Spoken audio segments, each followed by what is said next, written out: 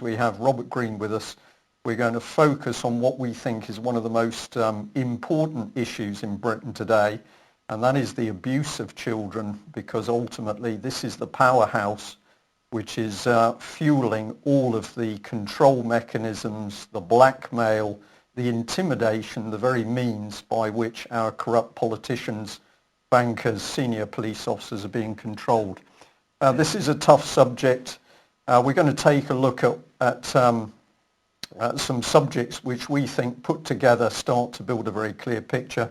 And Robert, you're going to take us into some of the detail around the Holly Gregg case, which of course has by no means gone away, even though the Scottish establishment has worked extremely hard to achieve a cover-up. That is so. We showed this yesterday. This is the young couple.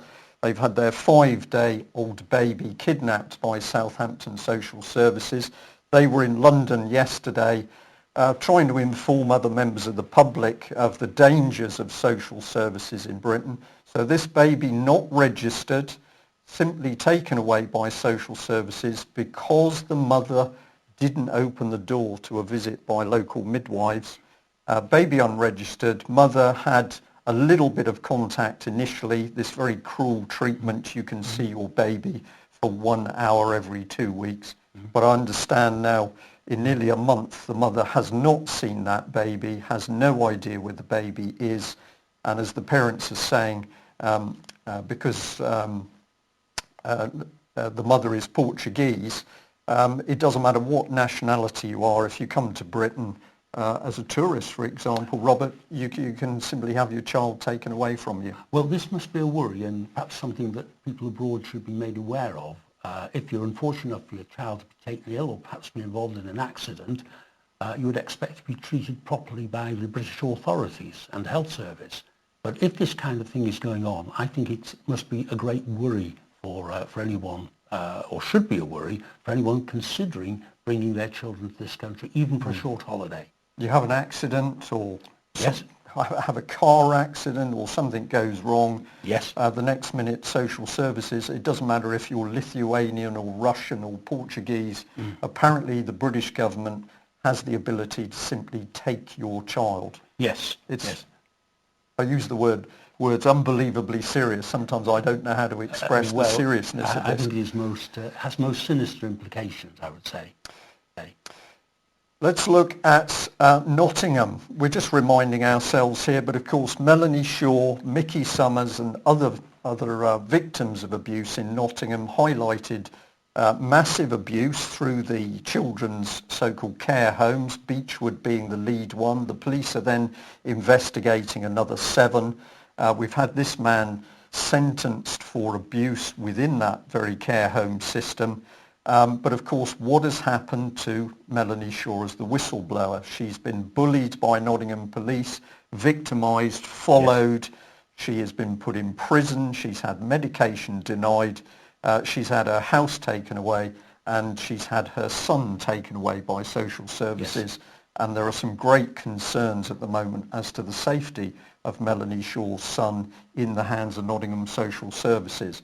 So we've got a particularly sinister picture building up here, Robert, yes. Where can we, I'll ask you the question, can we trust Britain's police to investigate child abuse cases? I think the answer is no, a firm no. How can we trust the police to do that? I have my own experience of police behaviour in Scotland and in England as well in relation to the Holly Gregg case. I do not think the police can be trusted at all in any cases involving child abuse.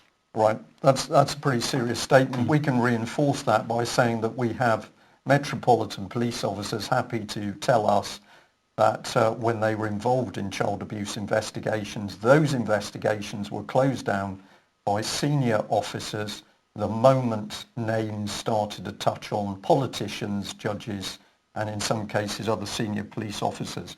And massive bullying of police who've tried to speak out and blow the whistle about these close downs. Yes.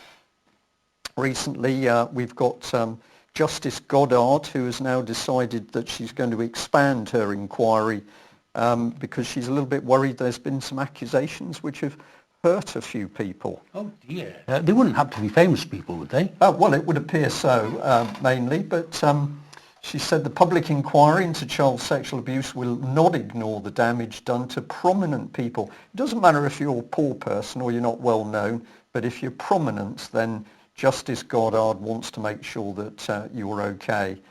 And of course, when people who work in public services do the right thing and come forward, well, they can expect the world to explode.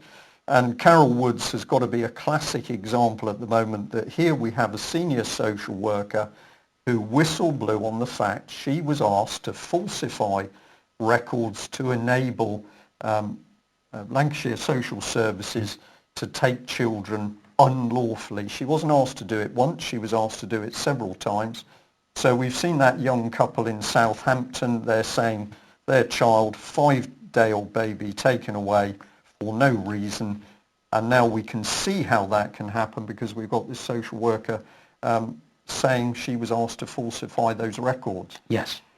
How can we describe this to people who are perhaps just picking up on it today? I don't know how we can describe it, but I think one thing to bear in mind is I can't see any motive for the lady concerned, I've never met Carol Woods, to come out with such allegations if she had anything to gain from it. She could only put herself in the firing line further by doing so.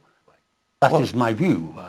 Robert, that's true, but also if we think about how justice is supposed to work in this country, if somebody suffers an injury or an injustice, they speak out, and the start of the process is when the person says, I've been injured, I've been hurt, I've been robbed.